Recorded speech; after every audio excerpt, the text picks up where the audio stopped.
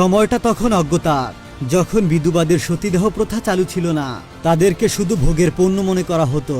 সমাজের উচ্চপদস্থ লোকেরা তাদেরকে ভাড়া করে নিজেদের খায়েশ মেটাতো, আর সেই টাকার মাধ্যমেই তাদের জীবন চলত। তাদের জীবনে বাঁচার কোনো আশাই ছিল না। সমাজের এমন নিয়ম কানুনের ফলে তাদের পুরো জীবনটা বরবাদ হয়ে যেত। এমনই একটা গল্প নিয়ে 2005 সালে মুক্তি পায় ওয়াটার নামের এই গল্পটা পুরনো দিনের হলেও তোমাদের চোখে জল এনে দিতে বাধ্য করবে। তো বন্ধুরা, আর বেশি কথা না বাড়িয়ে চলো সরাসরি গল্পে ঢুকে পড়া যাক।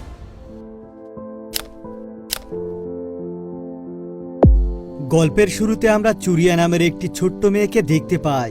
বিয়ে বা সংসার সম্পর্কে তার কোনো জ্ঞান নেই, তবুও তাকে বিয়ে দেওয়া হয়েছে, তাও আবার একজন অসুস্থ ব্যক্তির সাথে। বিয়ের দিন তার স্বামী মারা যায়। সুরিয়াকে তার বাবা বলে, মা তুই এখন বিধবা হয়েছিস। সুরিয়া তার বাবাকে বলে, বাবা কতদিনের জন্য? তার বাবা এই কথার কোনো উত্তর দিতে পারেনি। সেই সময় বিধবাদেরকে বাড়িতে রাখা হতো না, বিধবারা সবাই থাকতো আশ্রমে। চুরিয়াকে তার বাবা বিধবা আশ্রমে রাখতে আসে। চুরিয়া তার বাবাকে বলে, বাবা আমি বাড়িতে যেতে চাই। এরপর তার বাবা তাকে বলে, এটাই তোমার বাড়ি। চুরিয়া আবার বলে, তাহলে আমার মা কোথায়? এই কথার উত্তরটাও তার বাবা দিতে পারেনি। তার বাবা তাকে সেখানে রেখে চলে যায়। চুরিয়া প্রথমে ভেবেছিল এটা হয়তোবা কয়েকদিনের জন্য, কয়েকদিন পর তার মা এসে তাকে নিয়ে যাবে। কিন্তু বেচারে জানতোই না জীবনের বাকিটা সময় তার এখানেই কাটাতে হবে। আশ্রমে আরো বিধবারা রয়েছে, কিন্তু তারা সবাই বুড়ো। এখানকার সব সিদ্ধান্ত নেয় মধুমতি চুরিয়াকে দেখে বলে, আমিও তোমার মতো বয়সে এখানে এসেছিলাম। এক বুড়োর সাথে আমার বিয়ে হয়েছিল, কিন্তু কিছুদিনের মধ্যে সে মারা গিয়েছিল। এরপর থেকে আমি এখানে। বলা হয়ে থাকে একজন স্ত্রী তার স্বামীর অর্ধাঙ্গিনী, আর এই কারণে স্বামী যখন মারা যায় তখন সেই মহিলাও অর্ধেক মারা যায়। কিন্তু চুরিয়া এখানে থাকতে চায় না, সে এখান থেকে চলে যেতে চায়। মধুমতি বলে সে আর এই জীবন থেকে অন্য জীবনে যেতে পারবে না। চুরিয়া এই কথা শুনে মধুমতির পায়ে কামড় দেয়। সে পুরো আশ্রম যেন একেবারে মাথায় তুলে ফেলে। চুরিয়া এটা জানতো না যে পুরো জীবন তাকে এই আশ্রমে থাকতে হবে। এখানকার জীবন খুবই কঠিন ছিল, কারণ সারাটা দিনে শুধুমাত্র একবারই তাদের খাবার মিলত। চুরিয়ার কাছে এটা একটা জেলখানার মতো ছিল। চুরিয়াকে এখানে একজন বুড়িমা জিজ্ঞাসা করে, আচ্ছা তোমার নাম কি? সে বলে, আমার নাম সুরিয়া। বুড়িমা বলে, তুমি আমাকে বুয়া বলে ডেকো। বুড়িমা তখন তাকে বলে, তোমার কাছে কি লাড্ডু আছে? বুড়িমা তাকে বলে, আমি তো বসতে ঘুমাতে স্বপ্নের মধ্যে সবসময় লাড্ডু দেখি। কথাটি বলে সে এখান থেকে উঠে চলে যায়। এরপর চুরিয়া একটি মেয়েকে দেখতে পায়। সে তাকে পরী মনে করেছিল, আসলে মেয়েটির নাম ছিল কল্যাণী। কল্যাণী এখানেই থাকতো। সেও অনেক ছোটবেলায় বিধবা হয়েছিল, যখন তার বয়স ছিল মাত্র 9 বছর। চুরিয়া কল্যাণীকে বলে, আমি এখান থেকে খুব তাড়াতাড়ি চলে যাব, আমার মা এসে আমাকে নিয়ে যাবে। কিন্তু কল্যাণী তো জানতো চুরিয়া এখান থেকে কোনোদিনও যেতে পারবে না। কল্যাণী তাকে বলে, প্রত্যেকদিন তুমি 108 বার করে জয় শ্রীরামের নাম জপতে থাকো, তাহলে দেখবে কিছুদিনের মধ্যে হয়তোবা তোমার মা এসে তোমাকে নিয়ে যাবে। আসলে এভাবে এখানকার সকলে সময় কাটায়। তখন চুরিয়া বলে, সে তো 10-এর উপর গুনতেই জানে না।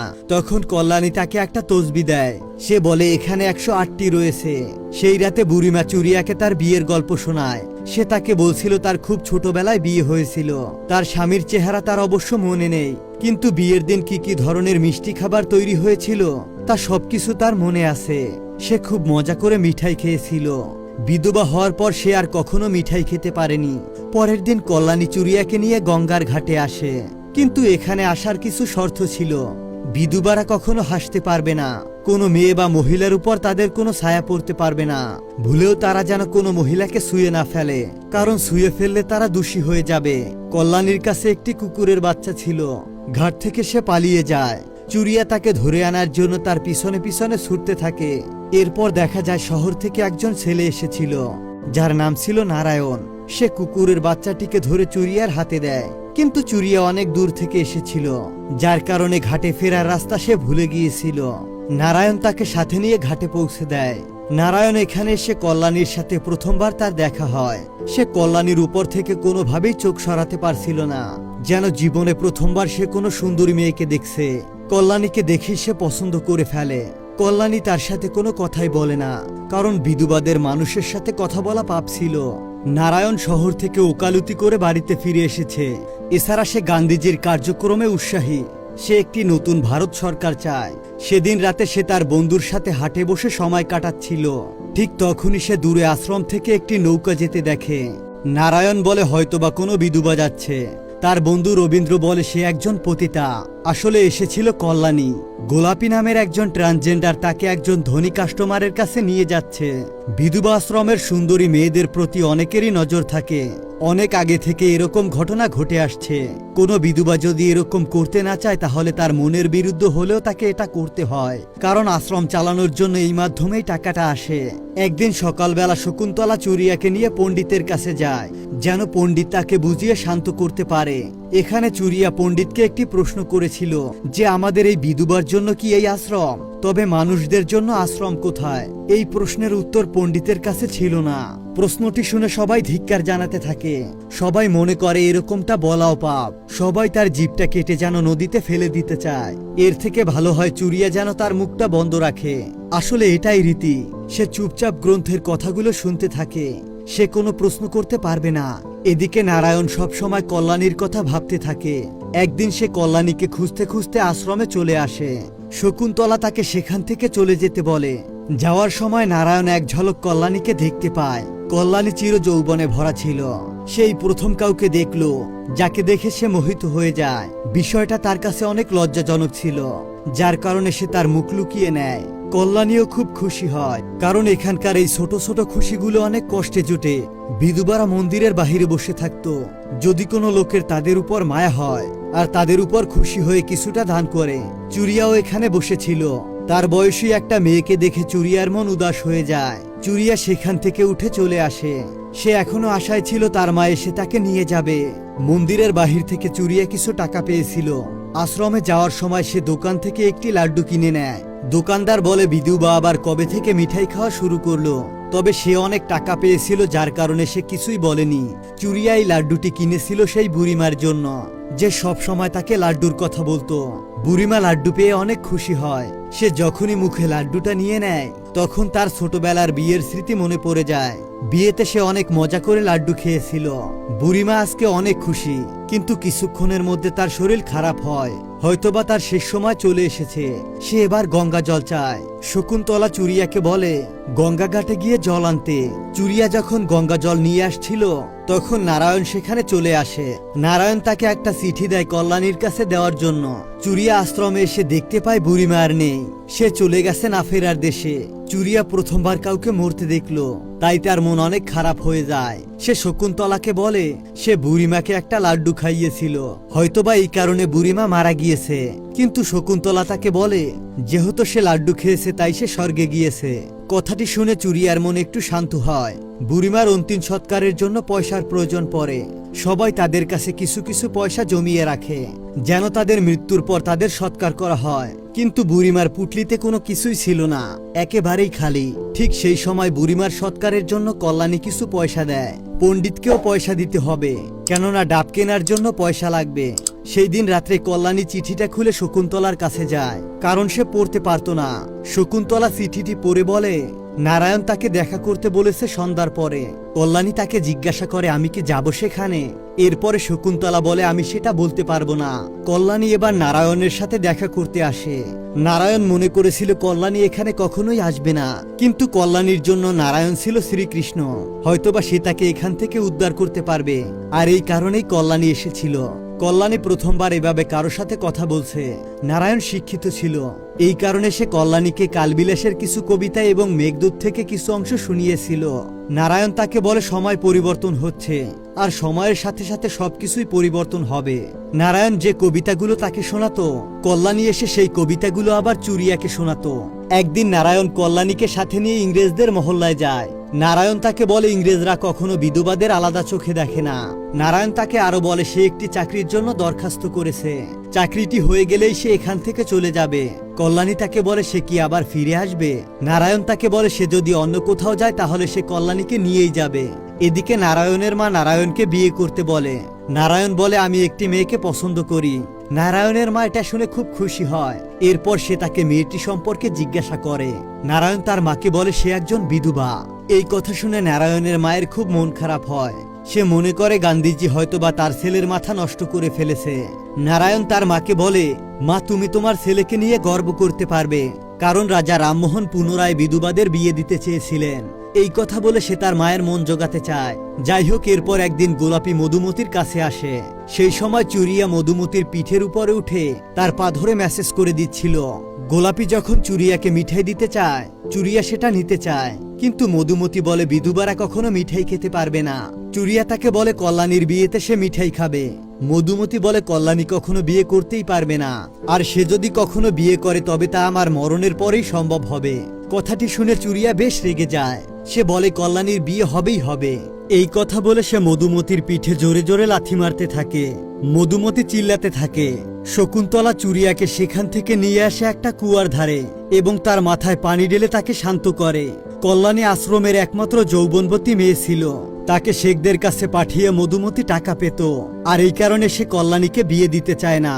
মধুমতি একটা কাছি দিয়ে কল্যাণীর সব চুল কেটে দেয়।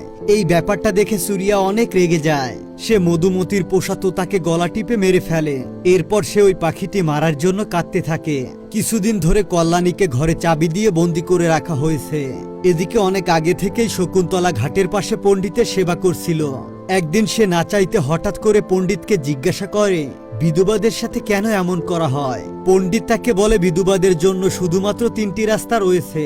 প্রথমটা হচ্ছে সতী হয়ে যাওয়া, দ্বিতীয়টা হচ্ছে সকল মোহমায়া ছেড়ে দেওয়া, আর তৃতীয়টা হলো যদি পরিবার মর্জি হয় তবে স্বামীর ছোট ভাইয়ের সাথে দ্বিতীয় বিবাহ করে নেওয়া। পণ্ডিত দায়কে আরো একটি নিয়ম বলে, সরকার নতুন আইন করেছে, বিধবা যদি চায় সে আবার পুনরায় বিবাহ করতে পারবে। পণ্ডিত তাদেরকে এই নিয়ম সম্পর্কে কখনো কিছুই বলেনি। এটা শুনে শকুন্তলা তাকে জিজ্ঞাসা করে, আপনি কেন এই কথা আগে বলেননি? পণ্ডিত তাকে বলে, যেটাতে আমাদের কোনো লাভ নেই সেটা আসলে আমাদের জানার কোনো প্রয়োজন নেই। সেদিন শকুন্তলা ঘাট থেকে ফিরে এসেছিল, কিন্তু তার চেহারায় ধোকার একটা ছাপ ছিল। তার জীবনে অনেক বছর কেটে গিয়েছে, তার যৌবনও শেষ হয়ে গিয়েছে। চাইলে সে একটা বিয়ে করে তার জীবনটা সুন্দরভাবে অতিবাহিত করতে পারত। সে এসে মধুমতির কাছে ঘরের চাবি চায়। মধুমতি তাকে চাবি দিতে চায় না, কিন্তু শকুন্তলা জোর করে মধুমতির কাছ থেকে কল্যাণীর ঘরের চাবি নেয় এবং সে কল্যাণীর ঘরের দরজা খুলে দেয়। সে কল্যাণীকে বলে সে যেন নারায়ণের কাছে চলে যায়। এবার নারায়ণের সাথে কল্যাণীর দেখা হয়। কল্যাণীর এই অবস্থা দেখে নারায়ণের খুব খারাপ লাগে, কিন্তু সে কল্যাণীকে বলে সে তাকে অনেক ভালোবাসবে। সে কল্যাণীকে নিয়ে তার বাড়িতে যেতে চায়। নারায়ণের মায়ের মন একটু খারাপ, কিন্তু সে কল্যাণীকে বলে আমি এবং বাবা মিলে মাকে ঠিক মানিয়ে নেব। নৌকায় চড়ে কল্যাণীকে নিয়ে নারায়ণ তার বাড়ির দিকে আসতে থাকে। নারায়ণ বলে আমরা বাড়ির কাছাকাছি চলে এসেছি। বাড়িটি দেখতে পেয়ে কল্যাণী অবাক হয়ে যায়। সে নৌকাটিকে আবারও ঘুরাতে বলে। সে বলে সে এখানে যেতে পারবে না। নারায়ণ তাকে জিজ্ঞাসা করে কেন, কি হয়েছে? কল্যাণী বলে সেটা তোমার জানার দরকার নেই, তবে আমি তোমাকে সেটা বলতেও পারবো না। তুমি তোমার বাবার কাছ থেকে সেটা জেনে নিও। নারায়ণ কল্যাণীকে আবারও আরেকটি ঘাটে রেখে আসে। কল্যাণী জানতো সত্যটা জানার পর নারায়ণ কখনোই তাকে বিয়ে করবে না। তাকে ঠিক ওই আশ্রমে ফিরে যেতে হবে। আবার তাকে সেই কাজগুলোই করতে হবে যেগুলো তার ইচ্ছার বিরুদ্ধে সে এতদিন করে এসেছিল। মনের বিরুদ্ধে এভাবে আর কতদিন যুদ্ধ করা যেতে পারে? একদিন রাতে নারায়ণ তার বাবার কাছে আসে। সে কল্যাণীর ব্যাপারে তার বাবার কাছে জিজ্ঞাসা করে। তার বাবা তাকে বলে যা কিছু হয়েছে সেগুলো সব ভুল হয়েছে। যদি নারায়ণ তাকে চায় তবে কল্যাণীকে বিয়ে না করে তার কাছে রক্ষিতা হিসাবে রাখতে পারবে। এতে কল্যাণীর উপকার হবে। এখানে আমরা বুঝতে পারি গোলাপী কল্যাণীকে নিয়ে যে শেখের কাছে যেত এটা অন্য কেউ ছিল না, বরং এটা নারায়ণের বাবা। নারায়ণ তার বাবাকে বলে আজ পর্যন্ত আমি আপনার মতো মানুষকে সম্মান করে এসেছি, এটা ভেবে আমার লজ্জা হয়। এরপর নারায়ণ সেখান থেকে চলে যায়। তার মা তার সামনে চলে আসে, কিন্তু তার মা তাকে কিছুই বলতে পারে না। নারায়ণ কল্যাণীকে সাথে নিয়ে এখান থেকে অনেক দূরে কলকাতায় চলে যাবে। এখানে তারা নতুন করে জীবন শুরু করবে। এরপর সে কল্যাণীকে নিতে যখন আশ্রমে আসে তখন সে জানতে পারে কল্যাণী গঙ্গায় ডুবে নিজের জীবন নিজেই নিয়েছে। এরপর তার অন্তিম সৎকারের পর শকুন্তলা বলে শাস্ত্র মোতাবেক বাঁচা মরা একটি মহামায়া, স্বয়ং ঈশ্বর এটিকে ইঙ্গিত করেছেন। কিন্তু নারায়ণ বলে কল্যাণীর মারা যাওয়া কোনো মহামায়া না।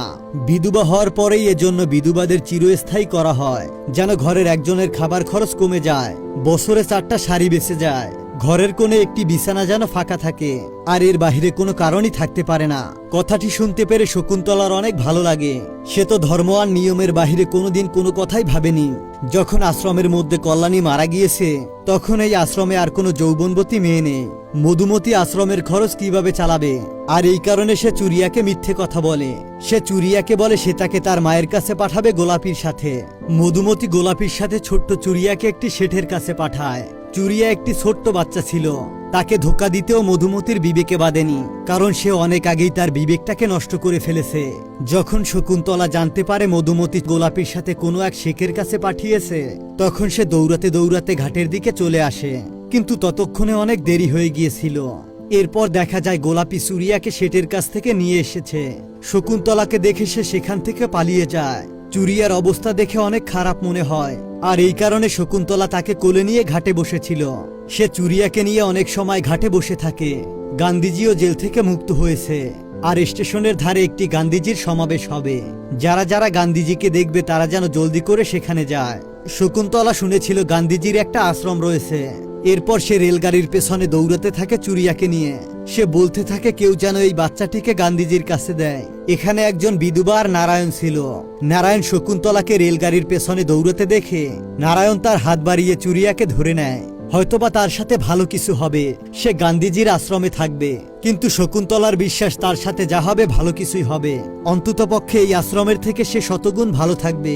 এখানকার বিধবার মতো চুরিয়ার জীবনটা শেষ হবে না, আর সেখানে গিয়ে চুরিয়া সুন্দর একটি জীবন পাবে। আর শকুন্তলার এই দৃঢ় আশার মাধ্যমে সিনেমাটা এখানেই শেষ হয়ে যায়। তো বন্ধুরা, কেমন লাগলো আজকের গল্পটি তা অবশ্যই কমেন্ট করে জানাও। এই গল্পটি অনেক পুরনো হলেও আমার কাছে কিন্তু খুব ভালো লেগেছে, তাই তোমাদের সাথে এই অসাধারণ গল্পটি শেয়ার করলাম। দেখা হবে নতুন কোনো ভিডিও নিয়ে। ততক্ষণ পর্যন্ত ভালো থাকবে, সুস্থ থাকবে।